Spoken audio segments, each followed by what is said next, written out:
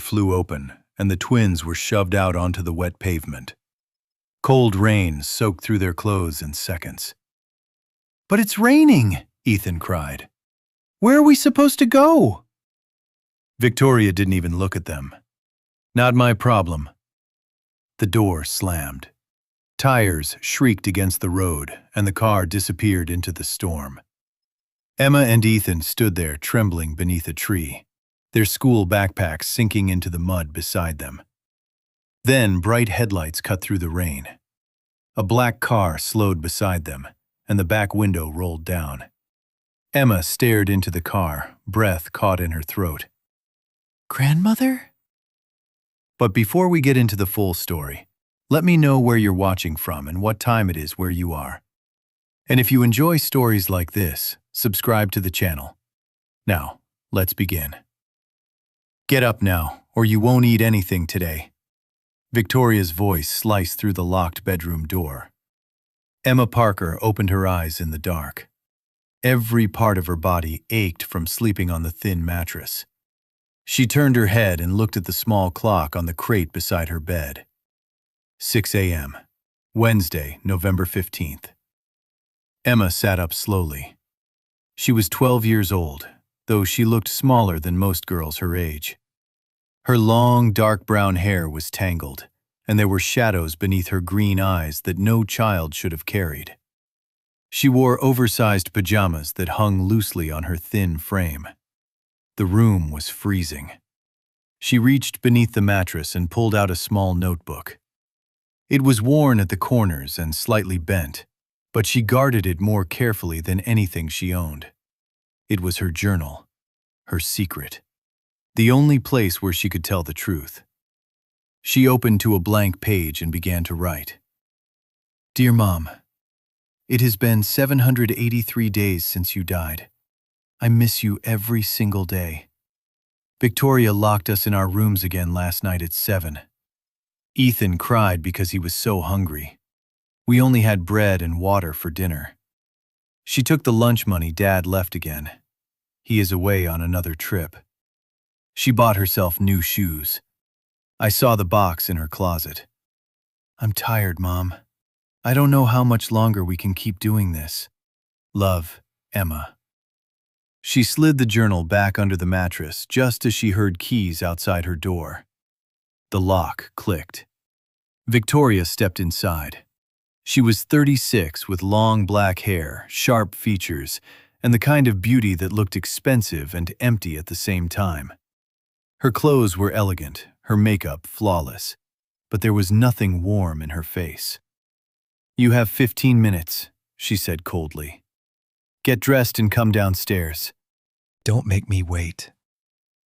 "Yes, Victoria," Emma said quietly. Victoria turned and walked away. Emma heard the lock on Ethan's door across the hall. Emma got up quickly and changed into jeans and a sweater, both too loose because she had lost weight. Then she crossed the hall and knocked softly. "Ethan?" The door opened. Ethan stood there already dressed for school. He was Emma's twin brother, but he looked even smaller than she did. His dark hair stuck up messily, and his green eyes were full of fear. His fingernails were bitten down so far that the skin around them was raw. "I'm scared," he whispered. "She seems angry today." Emma took his hand. "Stay close to me. We'll be okay." They went downstairs together. Victoria was waiting in the kitchen with her arms crossed. She pointed at the table. On it sat 2 plain slices of bread and 2 glasses of water. "Eat quickly," she said. "Your father is calling in 5 minutes." Emma and Ethan sat down and forced themselves to eat. The bread was dry and stale. Emma's stomach cramped with hunger. They hadn't had a proper meal in days. Yesterday at school, Emma had stolen an apple from the cafeteria and split it with Ethan. That had been their lunch. The phone rang. Victoria picked it up and hit speaker. Instantly, her face changed. Her voice became light and sweet. "Good morning, Richard." Their father's voice came through the phone. Good morning, honey. How is everyone? We're wonderful, Victoria said warmly. The kids are right here, eating breakfast before school. Hi, Dad, Emma said. Victoria moved closer and stared at her. Hi, sweetheart, Richard said. How's school? It's fine, Emma answered. She wanted to scream. She wanted to tell him everything, about the locks, the hunger, the fear. But Victoria's eyes warned her into silence. Hi, Dad, Ethan said softly, his voice shaking. Hey, buddy, I miss you both. I'll be home in 2 weeks.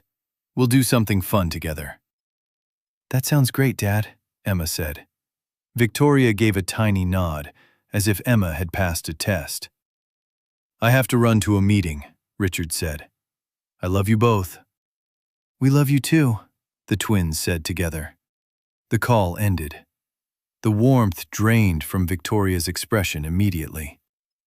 Good, she said. You kept your mouths shut. Now get your backpacks and go. The twins picked up their empty bags and stepped out into the rain. They walked the 6 blocks to Roosevelt Middle School in silence. Water seeped through the holes in Emma's shoes. Ethan kept his head down. I'm so hungry, he whispered. I know, Emma said. Maybe I can get another apple today. At school, they split up for class. At lunch, Emma found Ethan in the cafeteria. All around them, students were eating pizza, sandwiches, fruit, warm food with real color and smell. It made Emma's stomach twist.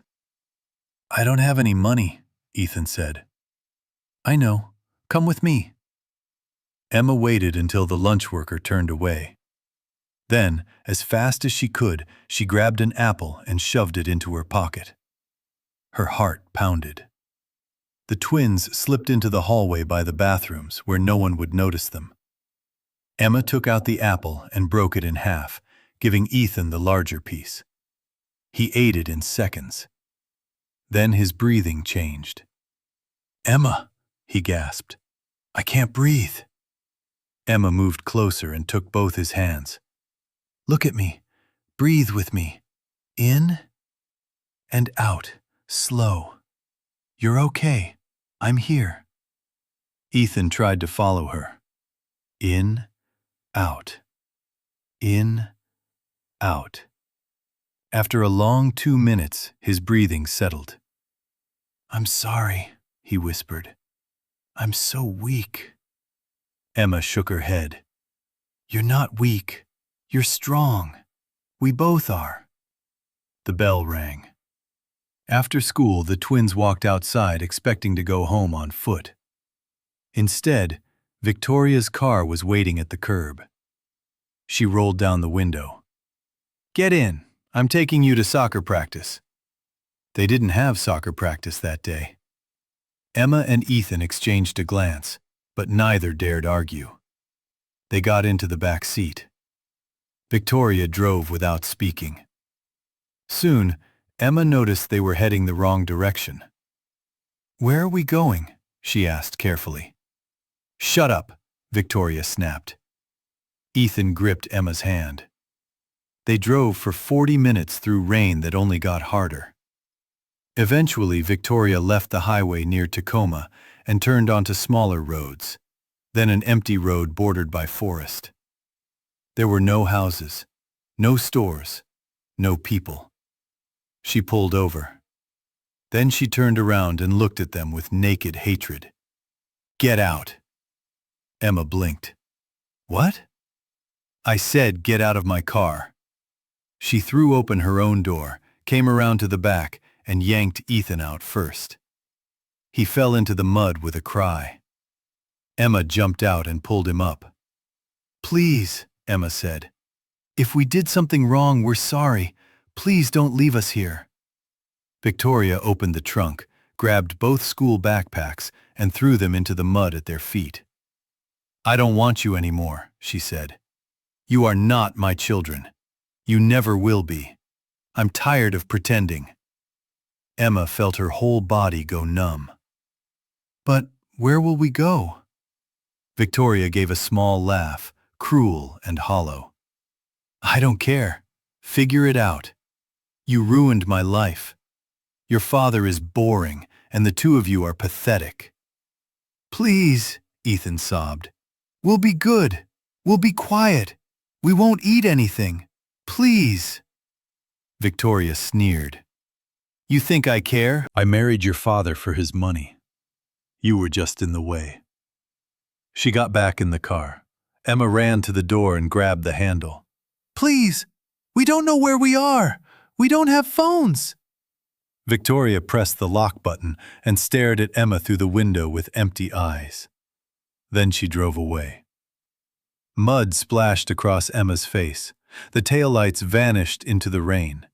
Behind her, Ethan fell to his knees in the mud and buried his face in his hands.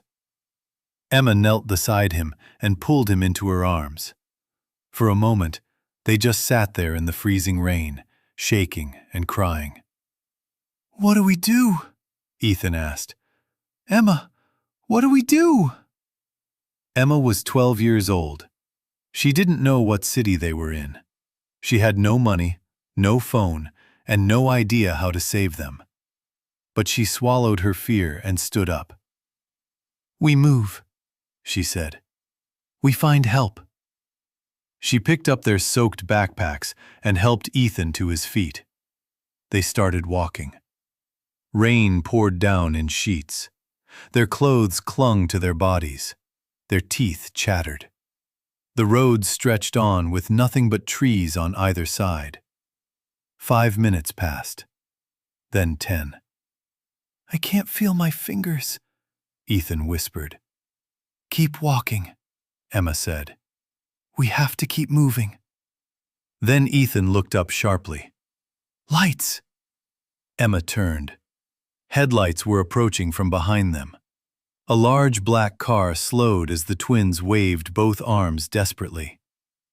Please stop, Emma thought. Please see us. The car came to a stop beside them.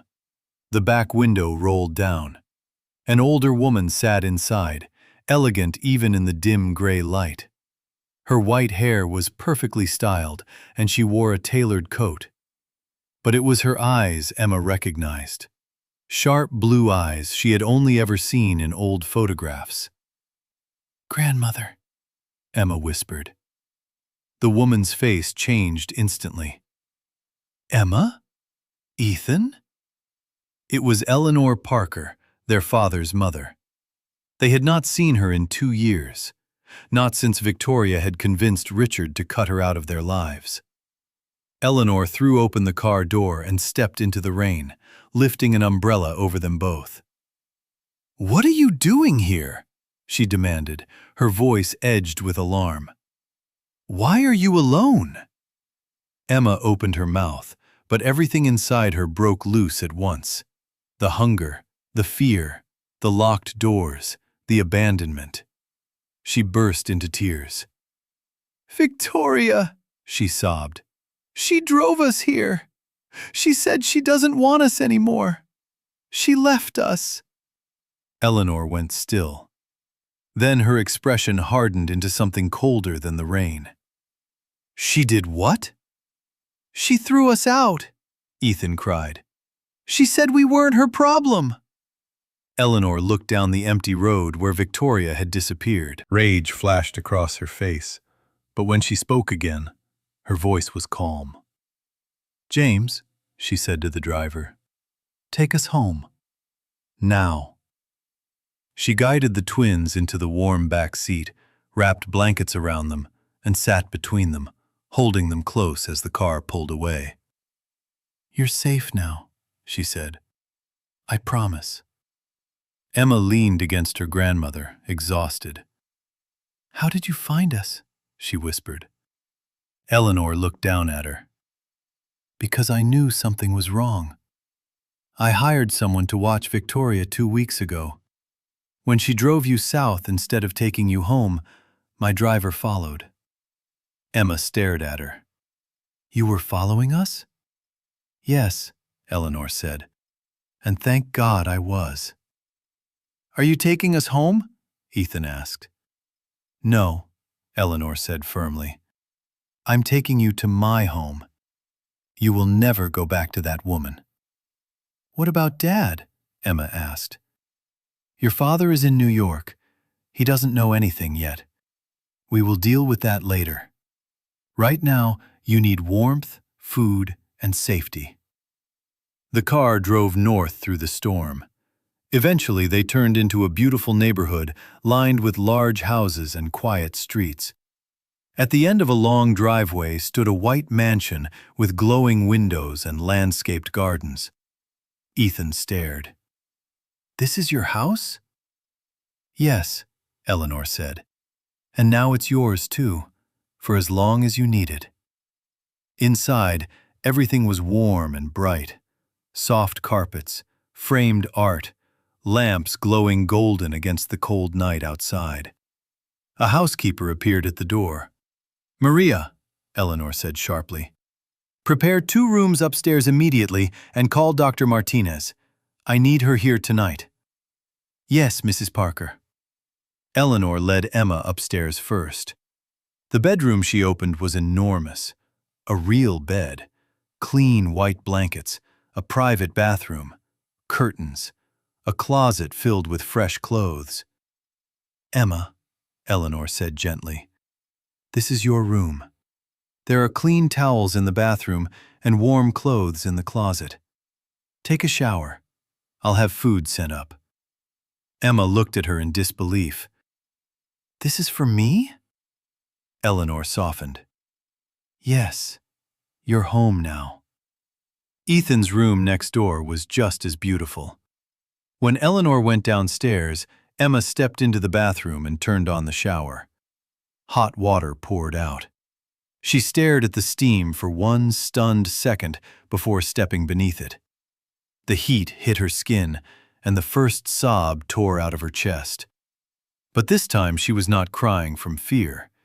She was crying from relief.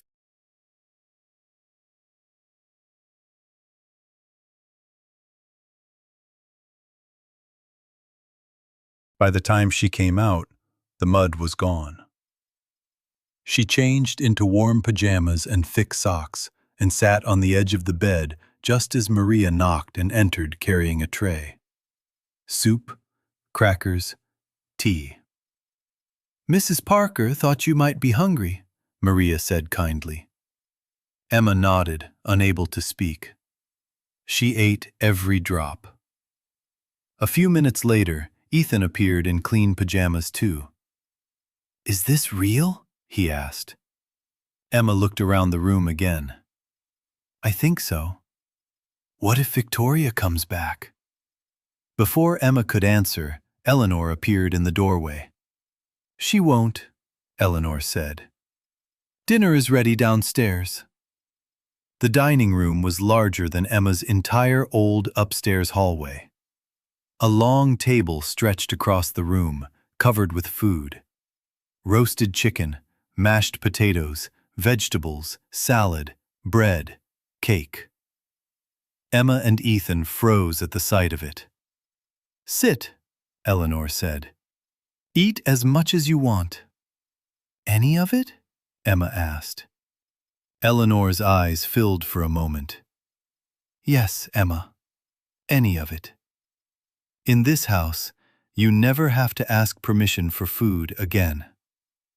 The twins ate like starving children because they were starving children. Eleanor barely touched her own meal. She just watched them, grief and fury warring in her face. Afterward, she took them into the sitting room where a fire burned softly in the fireplace. I need you to tell me everything, she said. Everything Victoria did. Emma's heart pounded. She said if we told anyone, she'd make it worse. She cannot hurt you now, Eleanor said. My house has security.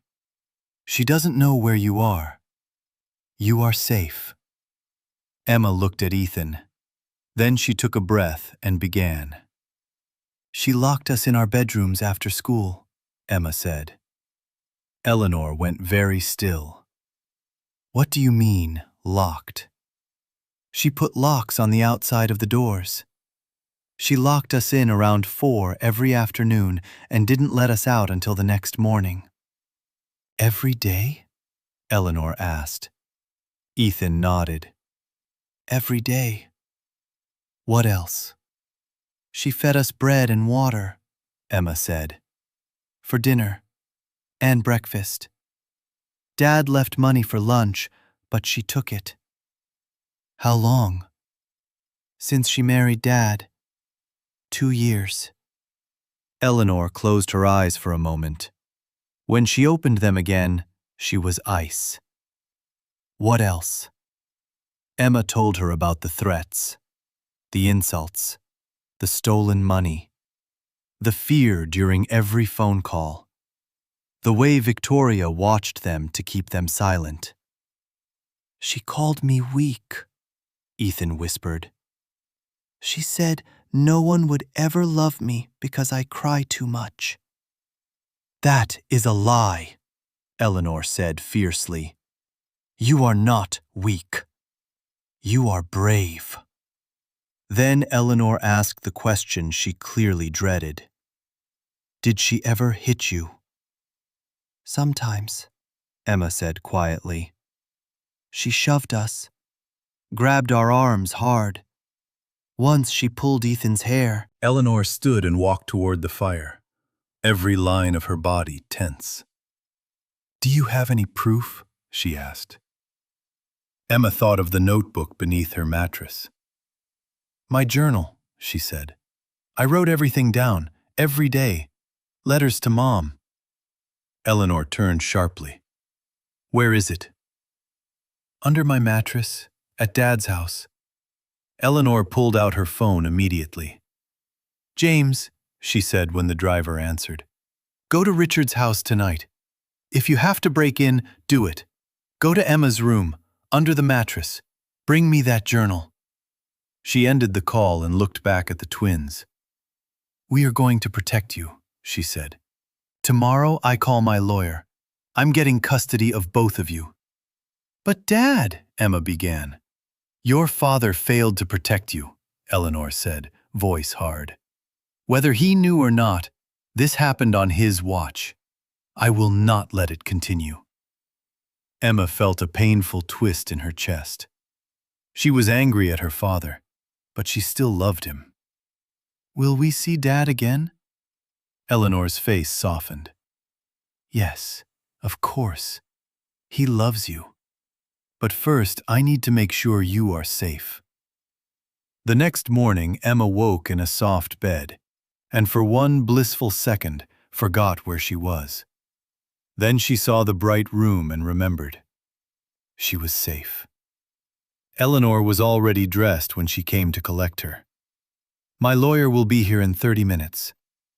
Downstairs, the kitchen table was covered in eggs, toast, bacon, fruit, and juice. Emma ate slowly this time.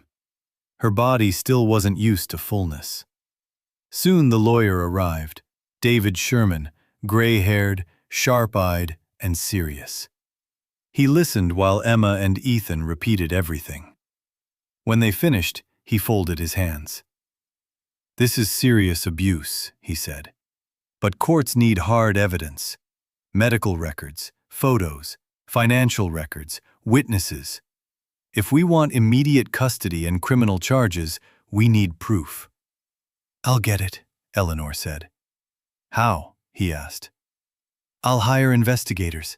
I'll document everything. And that is exactly what she did. By noon, 3 private investigators had arrived at the mansion. That afternoon, Eleanor took the twins to see Dr. Patricia Martinez. She examined them carefully, noted their weight, their bruises, the signs of trauma and malnutrition. When she came back into the room, her voice was gentle but direct.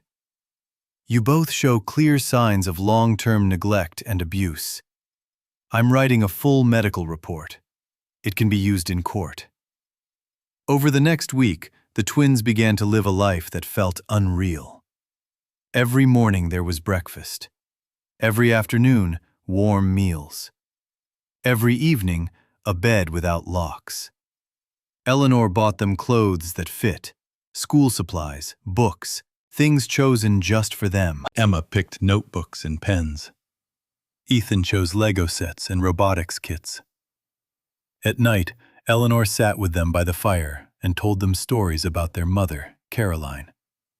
How she laughed too loudly, loved pink, and adored her children with all her heart. 1 week after Victoria abandoned them, Eleanor enrolled them at Lakeside Private School in Seattle. Emma met a kind girl named Sophie. Ethan met a boy named Marcus, who invited him into robotics club. Slowly, piece by piece, the twins began remembering what it felt like to be children. At the same time, the investigators worked. They photographed the locks on the outside of the bedroom doors. They documented the nearly empty refrigerator. They gathered bank statements proving that Victoria had stolen $50,000 from Richard over 2 years. They followed her to casinos, restaurants, expensive stores. While the twins had starved, she had spent Richard's money on dresses, jewelry, and gambling. And James returned with Emma's journal. When Eleanor placed it in front of David, he flipped through page after page of childish handwriting, detailing dates, meals, threats, injuries, fear. "This," he said quietly, "is powerful evidence." The twins also began therapy with Dr. Michael Chen, a specialist in child trauma. "You did nothing wrong," he told Emma in one session after she broke down crying over Ethan. "Protecting your brother was not your job. You are a child. The adults failed you. You did not fail him." For the first time, Emma began to believe that. 2 weeks after the abandonment, Richard returned from New York. Eleanor knew exactly what would happen. He would go home. He would find the house empty. Then he would call. At 8:15 that evening, her phone rang. "Mom," Richard said, voice tight with confusion. "I just got home. Victoria isn't here. Emma and Ethan aren't here. Do you know where they are?" "Yes," Eleanor said coldly. "They're with me." "What? Why?" "Come to my house, now." He arrived 30 minutes later. Emma heard his voice in the hall before she saw him. Then Richard entered the living room and froze.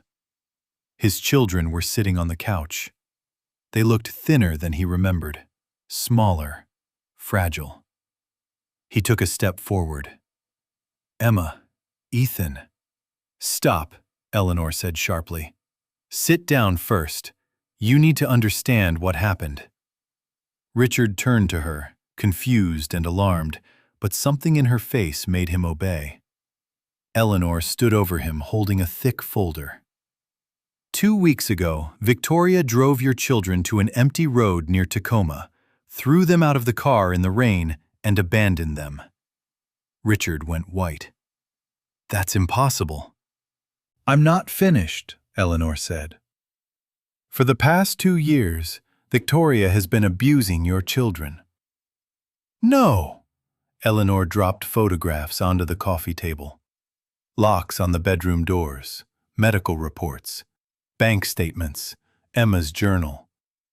Richard stared at each one as if his mind could not process what his eyes were seeing. "Your children were starving," Eleanor said. "Locked in their rooms like prisoners, threatened, neglected. She stole from you while they ate bread and water." Richard picked up the journal with shaking hands. He read, "Dear Mom, Victoria locked us in again tonight. Dear Mom, Ethan cried because he was so hungry. Dear Mom, I stole an apple at school because we had nothing." Tears rolled down his face. "How did I not see this?" he whispered. "You weren't looking," Eleanor said. "You were too busy trusting the wrong woman." Richard covered his face. His shoulders shook. Emma had never seen her father cry before. Finally, he looked at them. "Is it true?" he asked brokenly. "Did she really do this?" Emma nodded, crying too hard to speak. "Yes," Ethan whispered. "All of it." Richard crossed the room and sank to his knees in front of them. "I'm sorry," he choked out. "I'm so sorry. I should have protected you. I failed you." The twins fell into his arms, and for a long moment all three of them cried together. Then Richard stood, wiped his face, and looked at Eleanor. "I'm calling the police." "Good," Eleanor said. "I was hoping you would." The police arrived that night and took statements from everyone. Officer Lisa Chen and Officer James Williams listened carefully as Emma described the drive south, the road, the rain, the moment Victoria drove away. Eleanor handed them the folder. By the time Officer Chen finished reading the evidence, her face was grim. "This is extensive abuse," she said. "We will open an investigation immediately." The next morning, Richard got a call. Victoria had been found at a casino. She was arrested without incident. When Richard hung up and told the twins, Emma felt something deep inside her loosen for the first time in years. "She can't come here?" Ethan asked. "No," Richard said. "She's in jail. She cannot hurt you anymore." The bail hearing came first. The judge denied bail. Victoria would remain behind bars until trial. Richard filed for divorce immediately. Because of the criminal charges, Victoria had no real defense left. The paperwork moved quickly. He also changed his work schedule, cutting his travel down from nearly every week to only 2 days a month. "It means less money," he told Eleanor one night.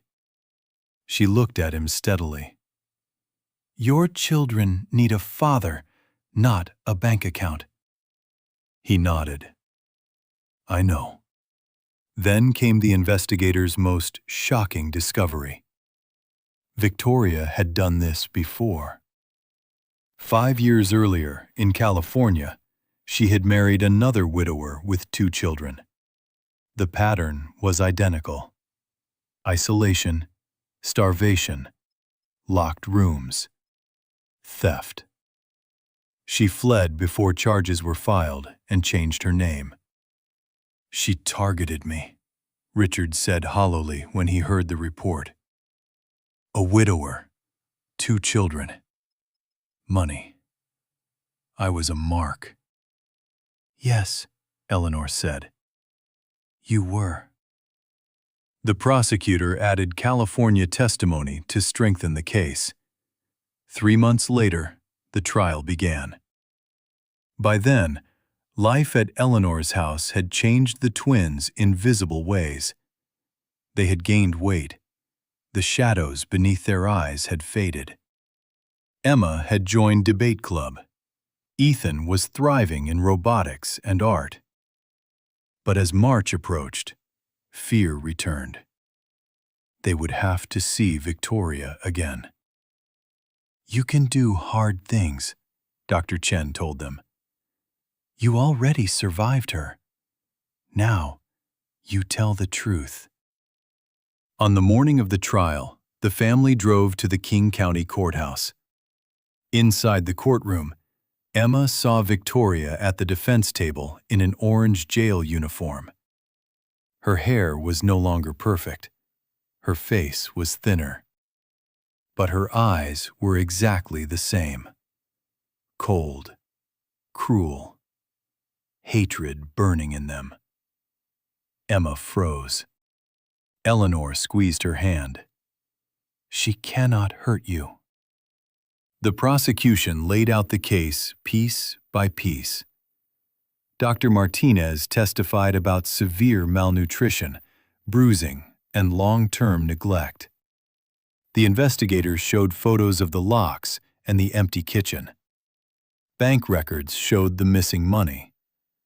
Robert Chen from California testified that Victoria had done the same thing to his children years earlier. Then, Emma was called to the stand. Her legs shook so badly she thought she might fall. But she sat down, looked at the jury, and told the truth.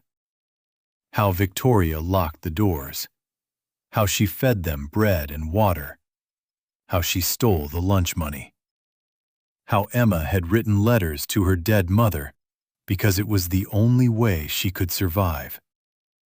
How, on November 15th, Victoria drove them south, threw them onto an empty road, and left them in the rain. "I thought we were going to die," Emma said, tears streaming down her face. The courtroom was silent. During cross-examination, Victoria's lawyer tried to make Emma seem manipulated. "Isn't it true your grandmother bought you many nice things after you moved into her home?" he asked. "Yes." "And isn't it possible she convinced you to lie so you could keep living there?" Emma looked him straight in the eye. "No. Everything I said is true. Victoria hurt us. She starved us. She left us on a road to die." Even Mr. Peterson seemed to know he had lost that moment. Then Ethan testified. He cried through much of it, but his tears only made the truth stronger. "She called me weak," he whispered. "She said I was pathetic. She locked me in my room. I was hungry all the time. I thought we were going to die in the rain." By the time closing arguments ended, the evidence was overwhelming. The jury deliberated for less than 3 hours. When they came back, Emma held Ethan's hand so tightly her fingers hurt. "On the charge of child endangerment? Guilty. On the charge of child abuse? Guilty. On the charge of grand theft? Guilty. On the charge of fraud? Guilty." Victoria exploded, shouting that they were all liars, but the judge silenced her immediately. 2 weeks later came sentencing. Judge Patricia Reynolds looked down at Victoria with open disgust. "You systematically abused 2 vulnerable children. You starved them, imprisoned them, stole from their father, and abandoned them on the side of a road. You show no remorse. You are a danger to children everywhere." She sentenced Victoria to 12 years for the Washington crimes. The California charges added 5 more. 17 years total. No parole for the first 10. When Victoria was led away in handcuffs, Emma felt nothing. Not joy, not even anger. Just space where fear used to live. That night, Eleanor made a special dinner. Roasted chicken, mashed potatoes, chocolate cake. But after the meal, Richard cleared his throat and looked at Emma and Ethan carefully. "There's something we need to talk about." Eleanor folded her hands. "Your father and I have been discussing the future, about where you should live." Emma's heart sped up. Richard leaned forward. "I want you with me. You are my children. But I need to be honest. My job still requires some travel. Not much now, but some. 2 days each month.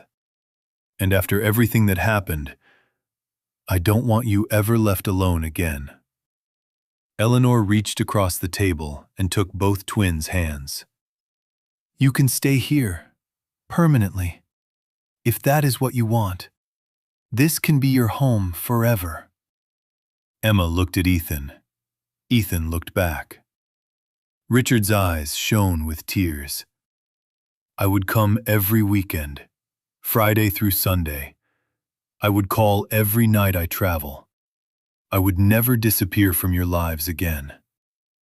But right now, this house is the safest place for you." Ethan spoke first. "This already feels like home." Emma swallowed hard. We love you, Dad, but we need somewhere that feels safe all the time. Richard nodded through tears. Then that's what you'll have. A few days later, his divorce from Victoria was finalized. He started therapy too. He began facing truths about his own grief, his absence, the way Victoria had manipulated him by using his loneliness and guilt over Caroline's death. I was physically present sometimes, he said in one therapy session, but I wasn't really seeing my children. That realization matters, Dr. Sarah Williams told him. What matters next is what you do with it. So Richard changed. He became consistent. Every Friday at 6 o'clock, he arrived at Eleanor's house. Every Sunday evening, he left. He never missed a weekend. On Saturdays, he took the twins to museums, parks, bookstores, aquariums, movies. On Sundays, he helped with homework and listened, really listened, to their stories about school, friends, debate club, robotics. And every night he traveled for work, he called at 8 and spoke to each child separately. Slowly, trust began to grow back. Spring came. Emma won a school debate competition arguing about justice and protecting vulnerable children. I want to be a prosecutor someday, she told Mr. Roberts. I want to help kids like us. You will, he told her.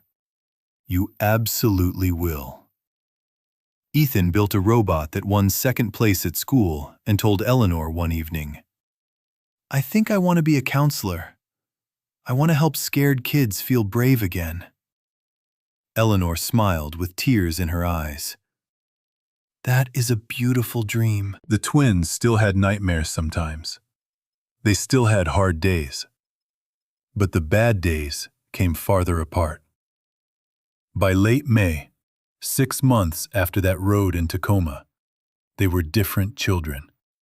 Healthier, stronger, laughing more, living more. One Saturday morning, Emma found Eleanor in the garden planting flowers. Can I help? Of course. As they worked in the sunshine, Emma said quietly, I want to do something for Mom. Eleanor looked up. What kind of something? A tree, Emma said. I want to plant a tree for her. Something beautiful that keeps growing. Eleanor smiled instantly. That is a perfect idea. She called Richard, and he arrived within half an hour. The family went together to a nursery in Bellevue. They walked past rows of trees until Ethan suddenly stopped and pointed.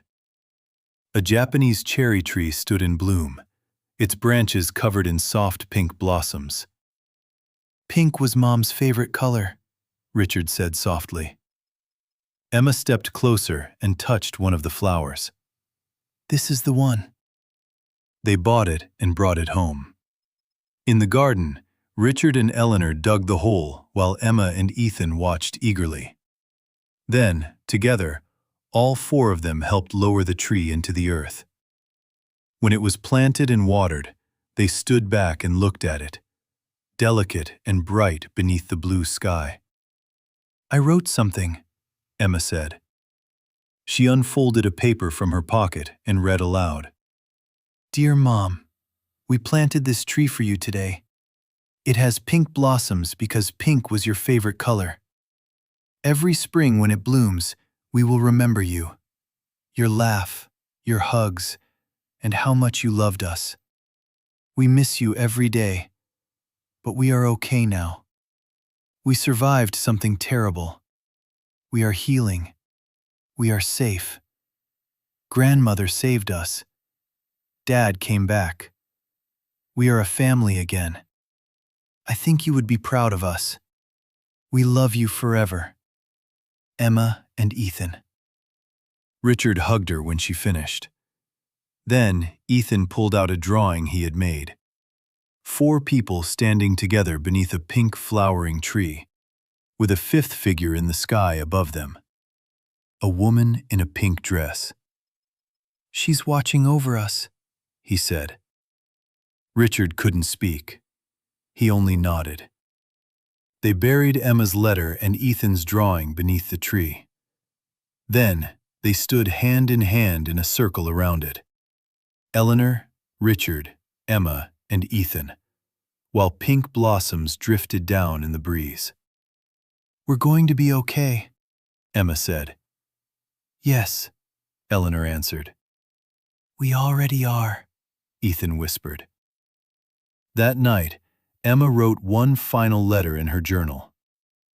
"Dear Mom, we planted your tree today. It is perfect. We found our way home. Not to the house we used to live in, because that place was full of pain, but to a different home. A real one. One with grandmother. One with Dad coming every weekend. One with safety, honesty, and love growing back slowly. I learned something important. Families can break, but they can also heal. It takes time. It takes truth. It takes people who refuse to look away when something is wrong. Grandmother refused to look away. She saved us. We are building something new now, something stronger. I still have nightmares sometimes. Ethan still gets anxious. Dad still feels guilty. But we are all trying. We are all present. We are all here. That matters. I want to be a lawyer when I grow up. I want to help children who are trapped and scared. Ethan wants to be a counselor. He wants to help frightened kids feel safe again. We are going to turn what happened to us into something good. I think that would make you proud. I love you, Mom. I always will. But I'm okay now. We're okay. Watch us bloom. Love, Emma. She closed the journal and switched off the lamp.